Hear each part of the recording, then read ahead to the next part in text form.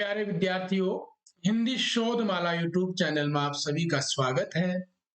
आज की वीडियो में हम बात करेंगे संक्षेपण और इसके अंतर्गत हम जानेंगे संक्षेपण किसे कहते हैं, संक्षेपण का क्या महत्व है और संक्षेपण के क्या नियम है, या जब हम संक्षेपण करें तो उस समय हमें किन बातों का ध्यान रखना चाहिए।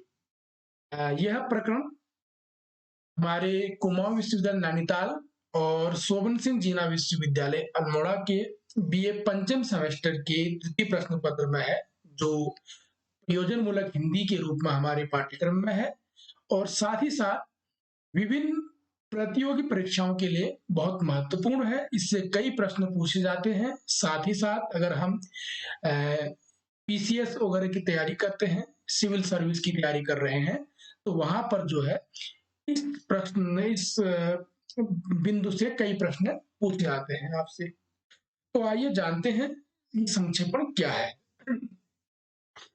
संक्षेपण का शाब्दिक अर्थ अगर हम देखें तो संक्षेपण का शाब्दिक अर्थ होता है संक्षिप्त करना, यानी कि छोटा करना। आपको इसमें जो है अगर हम सामान्य भाषा में समझें तो आपको एक अवतरण दिया जाएगा, गद्यांश दिया जाएगा। गद्यांश को जो है आपको छोटे रूप में लिखना है। इसका संक्षेपण का सीधा मतलब है छोटा रूप। अब वो छोटा रूप कैसा हो, उसमें जो है वो सारी बातें आ जानी चाहिए जो उस गद्यांश के अंतर्गत है। जो उसका भाव है वह भाव पूर्ण रूप में जो है उसमें दिखाई देना चाहिए। अगर वो पूर्ण रूप में उसमें नहीं दिखाई देता है तो हमारा संक्षेपण जो है सही नहीं है।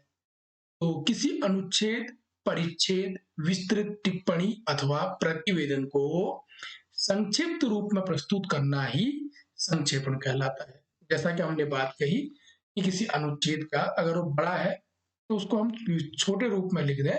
वो छोटा रूप ऐसा हो उसका कि वह जो है बिल्कुल गठित हो, सारवान हो, बोधगम्य हो।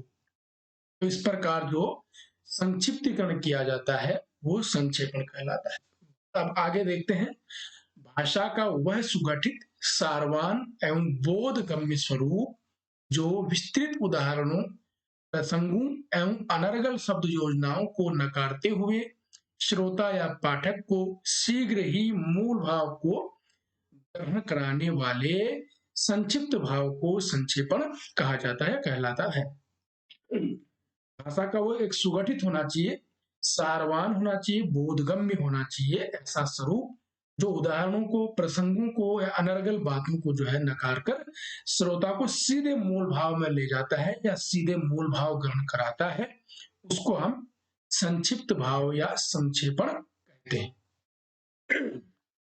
संक्षेपण के लिए अंग्रेजी में प्रेसिज शब्द का प्रयोग किया जाता है, जो फ्रांसीसी शब्द है, और संक्षेपण के लिए अन्य शब्दों का प्रयोग भी किया जाता है या पर्यायवाचियों का प्रयोग किया जाता है, जिनमें संक्षेपण को हम सारांश बोलते हैं, मुख्यार्थ बोलते हैं, आशय बोलते हैं, भावार्थ बोलते हैं।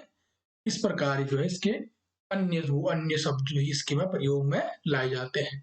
ये तो आप जानते हैं, बचपन से आप जो है सारांश लिखते हुए आए। यहाँ तक आते आते आपने कई बार जो है किसी पाठ का, किसी कहानी का सारांश जरूर लिखा होता है। उसका मतलब यह है कि उस कहानी या उस उपन्यास का जो मुख्य मुख्य बातें हैं उनको हम लिख देते हैं। यही संक्षेपण की प्रक्रिया है। संक्षेपण शब्द सुनने में जरूर थोड़ा सा नया सा लगता है, पर ये नया नहीं है। आप लोगों ने बचपन से बहुत बार ऐसा संक्षेप की प्रक्रिया की है। बस आपको यहाँ पे ये जानना है कि संक्षेपण हम किस प्रकार से करें कि वो शुद्ध और सरलतम बने या बहुत बेहतर जो है संक्षेपण कर सके। ये बात को जानना है हमें।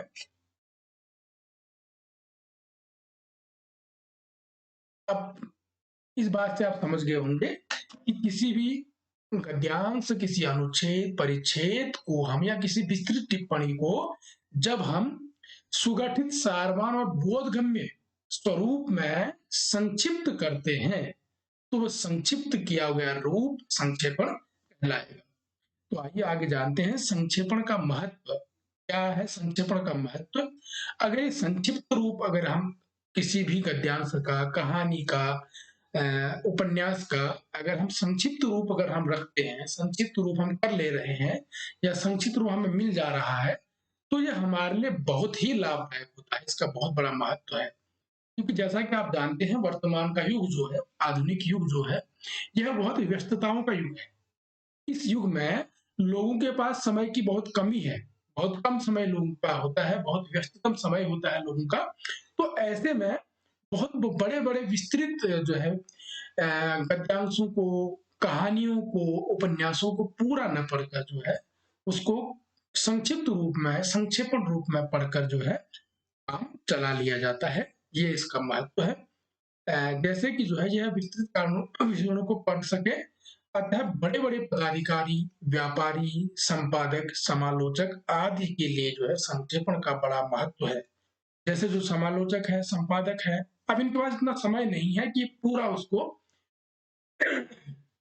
उसका अध्ययन कर सके, इसके लिए उसको संक्षेप रूप में जो है अध्ययन कर लेते हैं और अपना कार्य चला लेते हैं। ये जो है व्यापारियों के लिए, पदाधिकारियों के लिए, समालोचकों के लिए बहुत महत्वपूर्ण है। और दूसरी चीज, यह विद्यार्थियों के लिए भी बहुत महत्वपूर्ण है। संक्षेपण की इस कला का में कुशलता से छात्रों के पठन पाठन तथा लेखन में भी सरलता, स्वच्छता, स्पष्टता और प्रभावकारिता जैसी विशेषताएं उत्पन्न होती हैं। अगर विद्यार्थी ये सीख लेता है तो विद्यार्थी नंबर एक सरलता के साथ लिख सकता है, स्वच्छता के साथ लिख सकता है, स्पष्टता के साथ लिख सकता है, प्रभावकारिता के साथ जरूर जो है अपना लेखन या पाठन कर सकता है।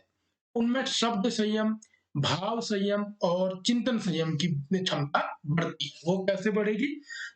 अगर हम कम शब्दों में लिखेंगे तो हमारा शब्द संयम बढ़ जाएगा, शब्दों में संयम कर पाएंगे। अन्यथा हम क्या होता है, कई बार हम अनर्गल बातें भी लिख देते हैं। अपने बात को निश्चित शब्दों में कहने की क्षमता हमारी बढ़ जाएगी। अगर हमारी शब्द संयम बढ़ेगा तो उसके बाद भाव संयम बढ़ जाएगा।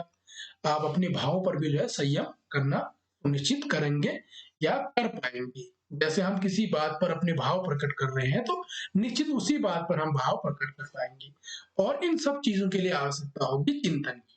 अगर आप चिंतन एक निश्चित बिंदु पर चिंतन करना सीख जाएंगे तो ये सारी चीजें हो जाएगी। तो ये हम विद्यार्थी जीवन के लिए या फिर हम व्यावहारिक जीवन के लिए या हमारा व्यावसायिक जीवन में जो है संक्षेपण का बहुत बड़ा महत्व है। अगर आप कहीं किसी बड़े पद पर अधिकारी बन जाते हैं तब भी आपको संक्षेपण की आवश्यकता पड़ेगी। अगर आप व्यापारी हैं तब भी आपको संक्षेपण की आवश्यकता पड़ेगी। अगर आप संपादक हैं, संपादक के लिए भी बहुत आवश्यक है। अगर आप किसी की कहानी पर जो है टिप्पणी करना चाह रहे हैं, किसी किताब पर जो है आप उसका लिखना चाह रहे हैं, तो ये सारी चीजों के लिए जो है आपको संक्षेपण आना चाहिए, तभी आप इन चीजों को। तो अब हम बात करते हैं संक्षेपण के नियम अथवा संक्षेपण में ध्यान रखने योग्य बातें क्या होती हैं। जब भी आप संक्षेपण कर रहे होंगे, जब भी आप किसी गद्यांश का संक्षिप्त रूप लिख रहे होंगे, जब भी किसी कहानी का सारांश लिख रहे होंगे, तो आपको सबसे पहले किन बातों का ध्यान देना चाहिए। तो नंबर एक, हमें सबसे पहले ध्यान देना चाहिए कि संक्षेपण हेतु दिए गए अवतरण या अनुच्छेद को 2-3 बार ध्यान पूर्वक पढ़कर भली भांति समझ लेना चाहिए। जब तक हम उस गद्यांश में क्या है, उस गद्यांश की कथा वस्तु क्या है, उस गद्यांश में क्या कहा गया है, कौन सी बात कही गई है, इसको समझ न जाए तब तक हम संक्षेपण कर ही नहीं सकते हैं।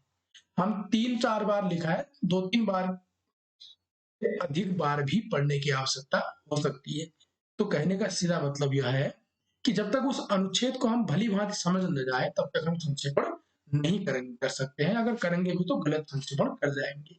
तो उसका भाव क्या है, उस भाव को हमें समझना पड़ेगा।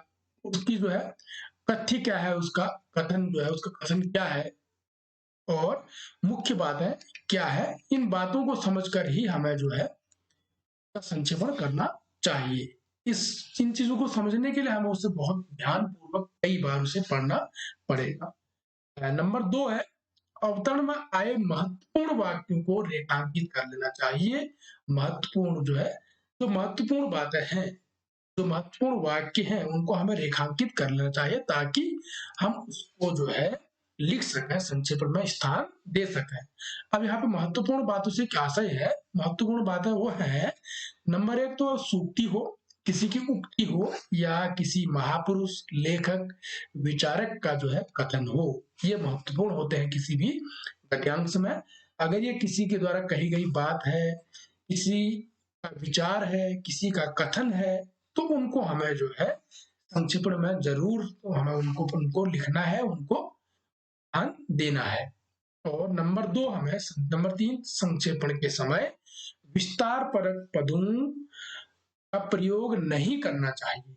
जो भाषा को विस्तारित करते हैं, भाषा को बढ़ाते हैं, उन शब्दों का प्रयोग हमें बिल्कुल भी नहीं करना चाहिए। वो शब्द कौन से होंगे? क्योंकि, मेरा मानना है, हो सकता है, मान लीजिए, इस प्रकार के शब्दों को हमें हटा देना चाहिए। अगर इस प्रकार के शब्दों को हम लिखेंगे तो हमारी भाषा विस्तृत हो जाएगी और वो संक्षेपण का जो नियम है उसके तहत नहीं बन पाएगी। है संक्षेपण में उदाहरण, दृष्टांत और तुलनात्मक विचारों के समावेश से बचना चाहिए। हमें कोशिश करनी चाहिए कि हमें विचारों का तुलनात्मक नहीं दिखाना चाहिए, हमें दृष्टांत नहीं दिखाना चाहिए, किसी दृष्टि किस प्रकार की है वो नहीं दिखानी चाहिए, हमें उदाहरणों का प्रयोग कम करना चाहिए, इनका प्रयोग करने से हमें बचना चाहिए, इनका प्रयोग हमें कम मात्रा में करना चाहिए।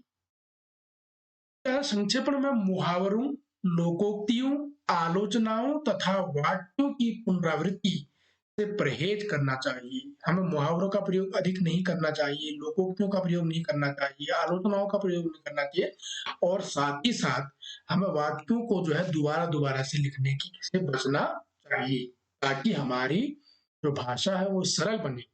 अगर हम मुहावरे, लोकोक्तियों का प्रयोग करेंगे तो हमारी भाषा कठिन हो जाएगी, भाषा का प्रयोग हमें सरल करना है इसमें, और वाक्य की पुनरावृत्ति करेंगे तो हमारी जो भाषा है वो बढ़ जाएगी। इन बातों का हमें ध्यान रखना चाहिए। अगला है, संक्षेपण की भाषा सरल, सहज तथा प्रवाहपूर्ण होनी चाहिए। बिल्कुल सरल भाषा होनी चाहिए, सहज भाषा होनी चाहिए, वस्तु निपरक होनी चाहिए, वस्तुपरक। ये प्रश्न भी आया था एक अभी आपकी पुलिस कांस्टेबल की भर्ती परीक्षा में आया था कि संक्षेपण की भाषा कैसी होनी चाहिए, तो वस्तुपरक होनी चाहिए, जैसी विषय वस्तु है वैसी आपकी भाषा भी होनी चाहिए, लच्छेदार भाषा नहीं होनी चाहिए, अलंकारिक भाषा नहीं होनी चाहिए, घुमा फिरा कर कहने वाली भाषा नहीं होनी चाहिए। आपको जो है स्पष्ट, सरल, सहज, प्रभावपूर्ण भाषा होनी चाहिए संक्षेपण में। अगला है, संक्षेपण में मूल तथ्य से असंबद्ध और गैर जरूरी बातों को बिल्कुल हटा देना चाहिए। आपको उस गद्यांश में, उस अनुच्छेद में पढ़कर देखना होगा कि कौन सी बातें ऐसी हैं जो उस कथन से जो है या उस शीर्षक से असंबद्ध है, उससे जुड़ी हुई नहीं है, और जो गैर जरूरी है, जरूरी नहीं है जो बात है, उन बातों को हमें बिल्कुल हटा देना चाहिए, तभी जाके हमारा संक्षेपण हो पाएगा। अगला है, संक्षेपण में व्याकरणिक शुद्धि, भाषा प्रवाह के साथ प्रस्तुति में तथ्यों की क्रमबद्धता आवश्यक है। अब यहाँ पे सबसे ध्यान देने की बात है कि यहाँ पे क्या करना है। कई बार हम क्या करते हैं, हमें संक्षेपण करने के लिए हम जो है कुछ बातों को ही हटा देते हैं, कुछ जो है पैराग्राफ को ही हम हटाने की कोशिश करते हैं, जबकि गलत है। अब हमें क्या करना है, हमें नंबर 1 तो जो है व्याकरणिक शुद्धि रखनी है। अब हमें यह भी देखना है कि जो हम लिख रहे हैं वो व्याकरण की दृष्टि से शुद्ध है या नहीं है। व्याकरण का भी ध्यान देना है हमें, व्याकरण कैसे शुद्ध होना चाहिए, वो वाक्य बन रहा है कि नहीं बन रहा है, वाक्य संरचना पर हमें ध्यान देना पड़ेगा। नंबर 2, भाषा प्रवाह है। भाषा जो है, प्रवाह जो है, निरंतर होना चाहिए। भाषा जो है, अगर आपने एक वाक्य यहाँ लिखा है तो वो अगला वाक्य उससे संबंधित होना चाहिए। और तथ्यों की क्रमबद्धता, ये सबसे जरूरी है। तथ्यों की क्रमबद्धता, आपको जो है क्रम नहीं तोड़ना है, यानी कि आप बात को यहाँ लिख रहे हैं और फिर इतना कुछ छोड़ दे रहे हैं, ये बात इससे संबंधित होनी चाहिए, और ये बात इससे संबंधित होनी चाहिए, ये बात इससे संबंधित होनी चाहिए। जैसे हम अगर एक वाक्य, दूसरा वाक्य, तीसरा वाक्य में क्रमबद्धता भी होनी चाहिए। हमने एक बात यहाँ कह दी और दूसरी बात हमने यहाँ की, फिर तीसरी बात यहाँ कह रहे हैं, ऐसा नहीं होना चाहिए, क्रम टूटना नहीं चाहिए। क्योंकि हम कई बार जब हम शब्दों को हटाएंगे, वाक्यों को हटाएंगे, तो ये सबसे बड़ा खतरा बन जाता है कि कहीं हम बीच में गैप तो नहीं कर रहे हैं। तो ये बात आपको ध्यान रखनी चाहिए कि जो पढ़ने में जो है प्रवाहपूर्ण हो, एकदम प्रवाह के साथ चले, और दूसरा जो है क्रमबद्धता भी रहे उसमें। और नंबर 9 अंतिम है, अंतिम बात हमें ध्यान रखनी चाहिए, संक्षेपण जो है गद्यांश का 1/3 होना चाहिए। 1/3 में जो है आपको अगर कोई 3 पेज का जो है 3 पृष्ठ का गद्यांश अगर आपके पास है तो उसको आपने लगभग 1 पृष्ठ में जो है खत्म कर देना है, लगभग 1 पृष्ठ में खत्म कर देना है। 33% जो है होना चाहिए, अब 35 नहीं तो 30% से 40% के बीच में आपका यह हो जाना चाहिए संक्षेप। अगर 40 से ऊपर चला आता है तो फिर गलत है वो, 30 से भी कम होता है तब भी गलत है। आपको जो है ध्यान रखना चाहिए 30 से 40% में आपको खत्म कर देना चाहिए। मान लिया जाए अगर आपका 10 पेज का कोई है, 10 पन्ने का कोई गद्यांश है या कोई उपन्यास है, उसे आप सारांश लिख रहे हैं तो 10 में से जो है आप 3 से 4 पेज में उसे खत्म कर देना चाहिए, 3 से 4 पेज में उसे लिखना चाहिए, तब जाके जो है वो बेहतर संक्षेपण हो पाएगा। तो आज की वीडियो में हमने सीखा कि संक्षेपण क्या है, संक्षेपण का क्या महत्व है और संक्षेपण करते समय हमें किन बातों का ध्यान रखना चाहिए। आशा करता हूं आपने समझा होगा। अगर आप परीक्षा में प्रश्न आएंगे तो उसको भी आप हल कर पाएंगे, साथ ही साथ अगर भविष्य में प्रतियोगी परीक्षाओं में कोई प्रश्न इससे पूछे जाएंगे तो उन पर भी आपको ध्यान देना चाहिए। किस प्रकार के प्रश्न पूछा जा सकते हैं, संक्षेपण की भाषा कैसी होनी चाहिए, संक्षेपण की भाषा सरल सहज होनी चाहिए, और संक्षेपण के लिए कितना जो है गद्यांश का कितना प्रतिशत होना चाहिए, तो 33% या 1/3 होना चाहिए। आदर्श संक्षेपण जो है वो 1/3 ही होगा। तो आज की वीडियो में इतना ही। अगर आपको ये वीडियो अच्छा लगा है तो लाइक कीजिए, चैनल को सब्सक्राइब कीजिए और अपने साथियों को जो है प्रसारित कीजिए ताकि और अन्य लोग भी इससे लाभान्वित हो सकें। धन्यवाद।